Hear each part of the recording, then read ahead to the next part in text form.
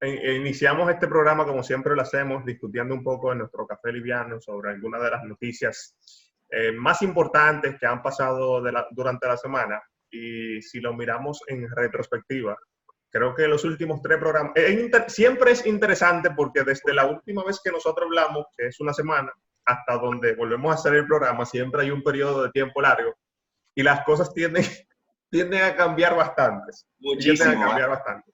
Si recuerdan, estábamos hablando hace 2 semanas, 3 semanas, estábamos hablando de que se iba a 3 semanas creo, si se iba a reiniciar la economía. Luego nos dijeron que no se iba a reiniciar la economía, que iban a dar un par de días más. Luego parecía que no había condiciones para reiniciar la economía la semana pasada cuando veíamos los números del viernes, del sábado. Y el toque de queda que ya quedaba hasta el 17 de mayo, que fue la última fecha de aprobación del presidente hasta ese momento. Entonces se dirigió a nosotros el siguiente día. Nosotros hablamos el sábado 16, el domingo 17 de mayo, el presidente habló a las 8 de la noche, dando las instrucciones sobre cómo iba a ser lo siguiente. Y el principal paso fue que ya era una apertura oficial a la economía. Por paso. Y a lo que él llamó, al acostumbrarnos a la covidianidad, a la realidad de vivir con el COVID entre nosotros, el coronavirus. Y a partir desde el miércoles de esta semana, fue un caos. Supuestamente hay unas etapas, hay 4 fases, entre cada fase hay aproximadamente 15 días, 2 semanas. La primera fase iniciaba el 18, ¿verdad? Con la apertura el miércoles. Se extendieron los horarios del toque de queda, ya no es desde las 5 de la tarde, sino desde las 7 de la noche. Se puede salir un poquito más tarde los niños. Exacto, ya no tenemos que andar corriendo en la calle para llegar a la casa antes 4 de la tarde. Exacto, hasta las 7 de la noche. Fernando Gil, yo tengo mi reserva acerca de algunas medidas que se han tomado, pero entiendo que debemos de tener cierta consistencia en las decisiones que se van a tomar, y más estas decisiones que en cierta forma afectan a una sociedad, a una comunidad como la nuestra. Ahora, después que llegamos a 10,000 y pico de personas, es que vamos a aprender a vivir con el coronavirus. ¿Y por qué al inicio, viene mi pregunta, no aprendimos a vivir con el coronavirus? Porque otras ciudades de otros países no han aprendido a vivir con el coronavirus a medida que van incrementándose. Y nosotros vamos incrementando y ahora vamos a aprender a vivir con el coronavirus. En vez de decir con otra actitud, y en vez de esperar que esos números vayan descendiendo, como ha pasado en España, en otras partes, que han tomado medidas cuando ven que los números han bajado. Yo sé y estoy de acuerdo con la economía, porque yo he sufrido esta pequeña y mediana empresa, y como parte de ser emprendedor he sufrido la parte de que nos ha chocado muchísimo. Sin embargo, hay que ser consciente, o sea, me dolería que después que uno se cuide tanto tiempo, 2 o 3 meses, pase la fase 1 que tú explicaste, ¿verdad, Fernando? Estemos en la fase 1. Y saltemos a la fase 5. Y coincidencialmente, después de las votaciones, tengamos que otra vez volver a la cuarentena. Qué irónico sería de la vida esa parte. Que, señores, mira, hemos aumentado tanto, ya no podemos vivir tanto con coronavirus. Entonces ahora vamos a pasar otra vez a la cuarentena y hacer otra vez justamente después de las votaciones. O sea, yo entiendo que un país no debe regirse por unas votaciones, un país debe regirse por reglas y políticas establecidas y principalmente por protocolos que deben de tenerse, protocolos de seguridad nacional. No estamos hablando de seguridad de una empresa, no, seguridad nacional. Debe tener protocolos, obviando la parte individual, obviando los intereses individuales, los intereses de cualquier partido político. Yo soy apolítico y siempre lo he dicho, pero lamentablemente estamos, yo entiendo que politicando, no sé si se dirá así, pero estamos realmente politizando exactamente la parte del coronavirus. O sea, buscar una manera de sacarle provecho. Está puesto ya, ahorita vendrán campañas, todavía tenemos un mes, harán campañas. No, ya la hay. Entonces yo digo, en vez de ese dinero que tú vas a hacer tus campañas, agarra ese dinero, inviértelo en mejores hospitales, en mejores medicinas, o invierte en una campaña de organización, como político que debe de ser en favor de una comunidad. ¿Dónde están esos políticos que adolecen? ¿O dónde están esos políticos que realmente tienen corazón para ayudar a una sociedad, a una comunidad? ¿Dónde están? Es ahora que deben de aparecer. Ellos dirán que están ahí.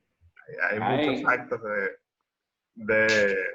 de hecho, parte de la campaña se ha vuelto de alguna manera el que tenga más capacidad de poner su nombre en ciertas ayudas. Y está bien, yo he visto muchas ayudas y estoy, de verdad, me he sentido muy orgulloso, pero sin embargo, creo que no era el momento. Teníamos que acabar un poco más y bajar un poco más los números para luego entonces sí decir, vamos a convivir con el coronavirus. ¿Me entiendes? Yo sé que... Yo no sé. Coronavirus.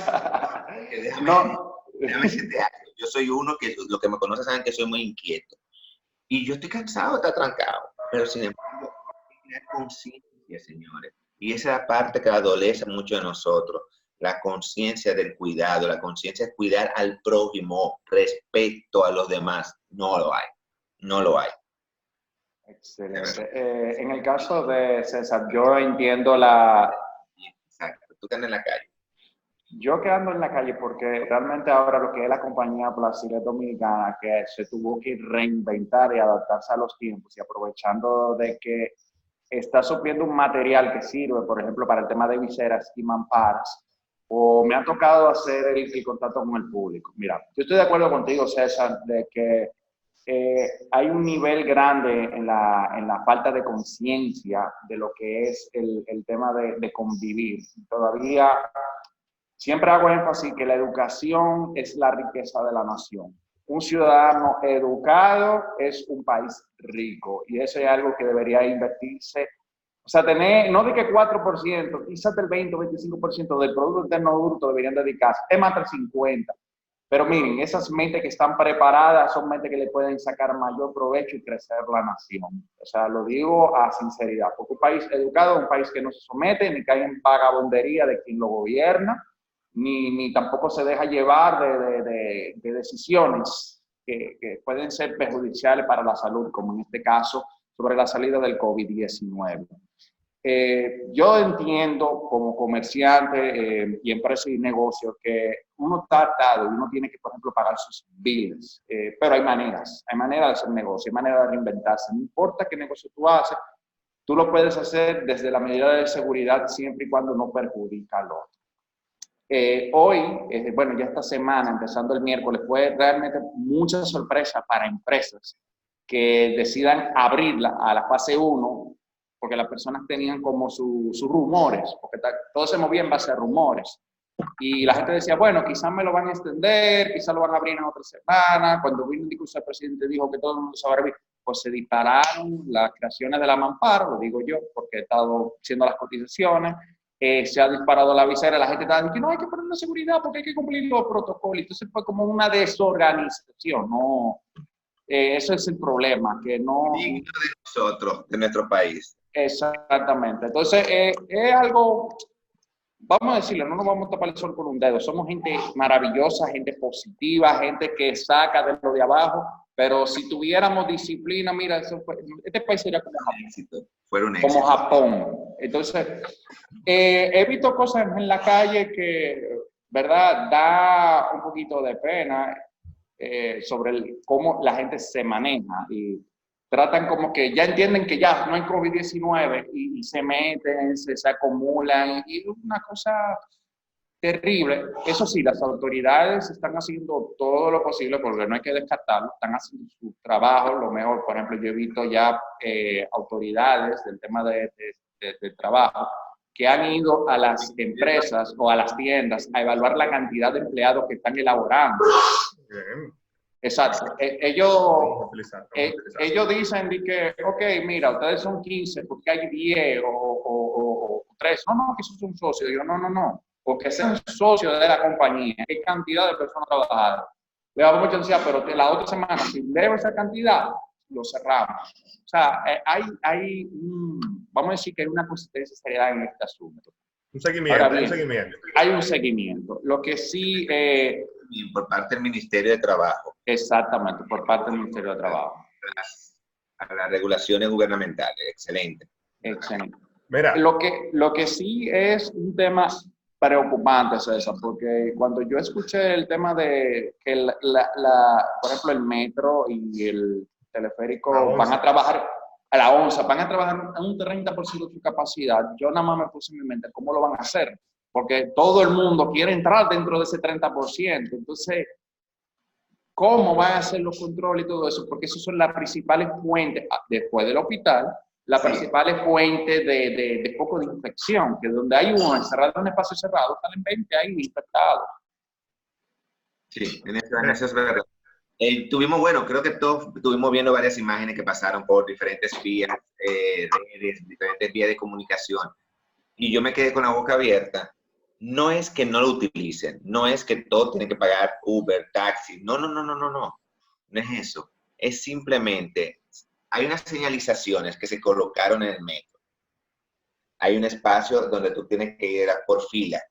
Pasa una persona, tú entras. Ya no hay cupo de esa persona porque tú viste que ya los piecitos se acabaron, las señalizaciones. No entre y espera el segundo metro. Entonces, también las empresas deben ser un poquito conscientes con la llegada tarde de sus empleados, porque ahí viene también el rejuego. O sea, porque estoy 5 minutos tarde, espérate, llego 5 minutos tarde por la logística también que se está teniendo para desplazarse. O sea, son detalles que también antes de tomar una medida, como salgan, debieron haberlo pensado. O sea, hablar con los empresarios dominicanos, direccionar la logística, mira, se va a abrir, pero tienen que tener en cuenta esto. Ahí entra el ministerio, informar que van a hacer al azar visitas a empresas grandes, deben ser empresas grandes, no a las pequeñitas, a las grandes, visitar, hacer análisis, porque ya yo he visto muchas empresas grandes, me he escuchado muchas empresas grandes que están todo su personal trabajando. Con medidas, pero está todo su personal. Entonces yo no es personal, es una parte que debe estar trabajando según las regulaciones gubernamentales. Entonces ahí de verdad no me cabe en la cabeza. Por supuesto. Es importante en todo esto, muchachos, que entendamos que el gobierno solamente puede ofertar un marco regulatorio sobre el cual nosotros podamos regresar de alguna manera a la cotidianidad, pero es también el 50% de la responsabilidad de cumplirlo, es nuestra. Es nuestra la de seguir las recomendaciones y el de tomar las acciones concretas para hacerlo. Algo, por ejemplo, como el horario, el presidente cuando habló también delimitó que habían 3 horarios distintos de entrada, dándole prioridad a las farmacias o supermercados que iniciaban temprano 7 de la mañana, 8 de la mañana comenzaba con otros horarios, 9 de la mañana empezaba con otros horarios. Precisamente para controlar algo del tumulto de las horas de la llegada, sabemos, y las medidas que van, como por ejemplo, si usted es una micro o pequeña empresa, no puede trabajar con más del 50% de los empleados, y una gran empresa con más del 25%, si mal no recuerdo, van destinados a ir garantizando que las empresas vayan reabriendo.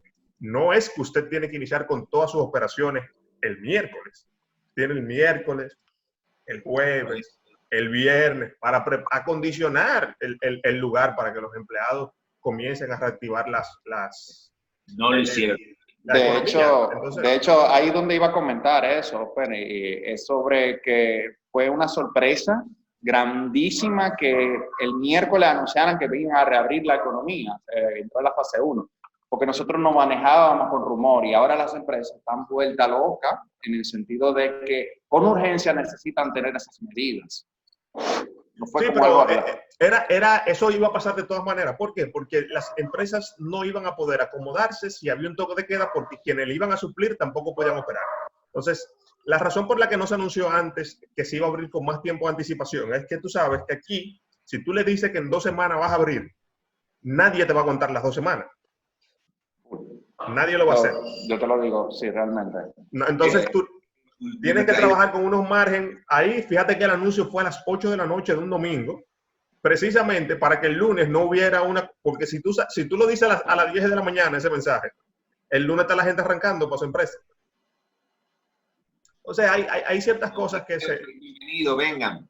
Sí, hay ciertas cosas que había que tomar en cuenta.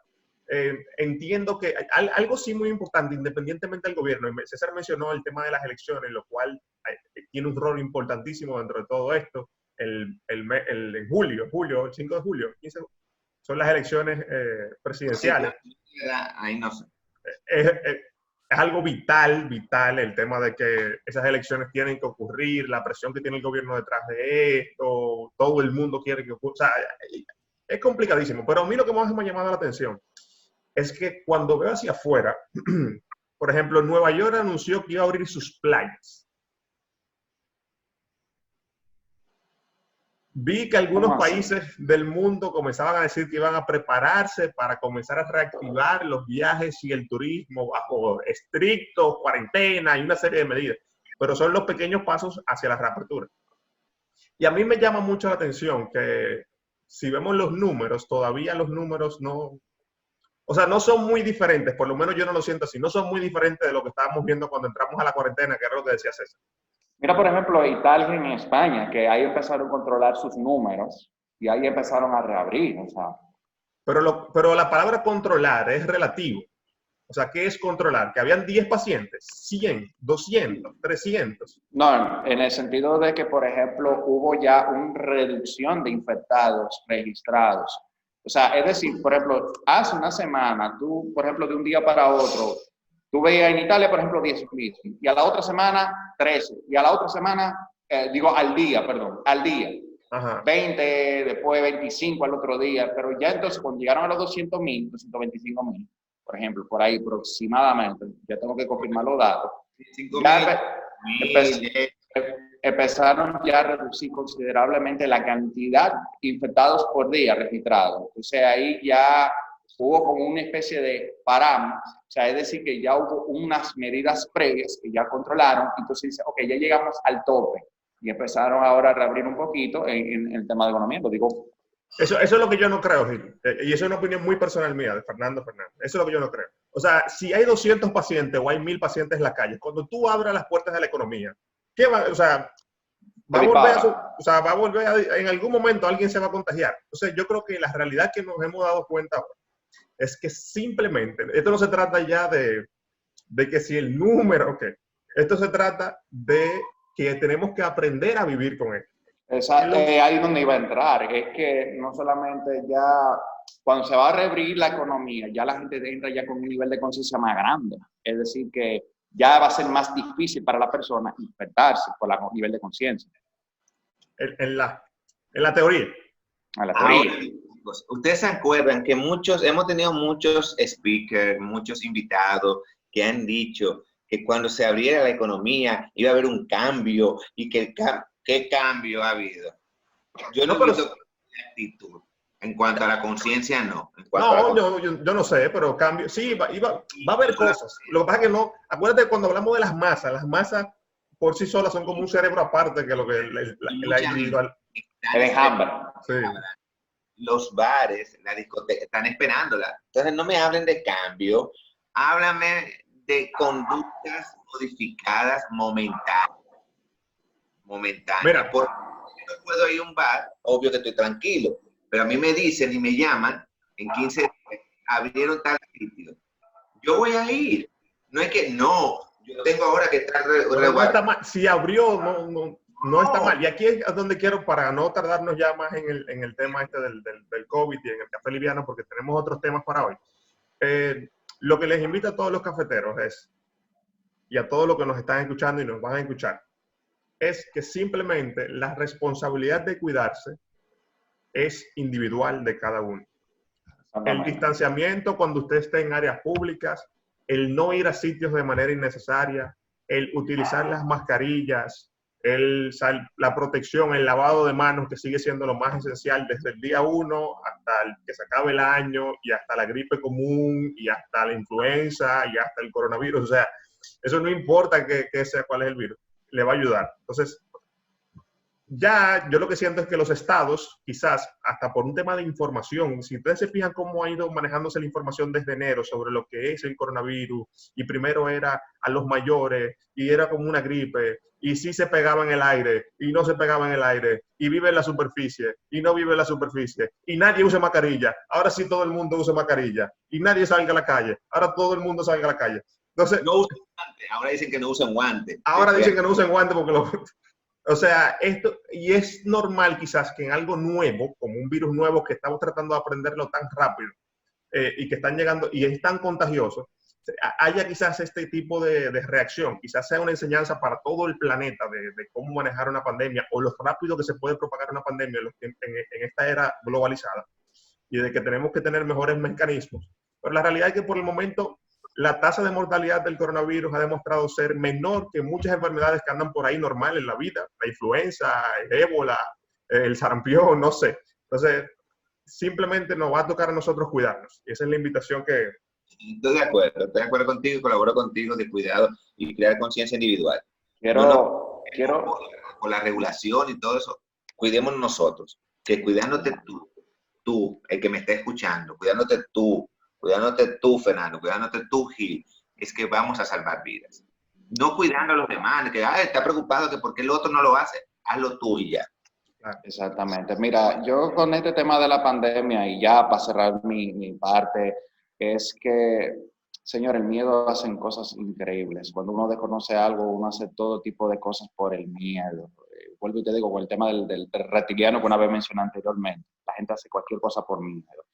Y me he dado cuenta de que puedes tener el mejor sistema de salud, pero eso tarde o temprano colapsa. La única medicina ante todo tipo de enfermedad o todo tipo de accidente que pueda venir es la prevención. Y la prevención es la mejor arma contra eso, es cuidarse a sí mismo. Muy de acuerdo contigo. Entonces...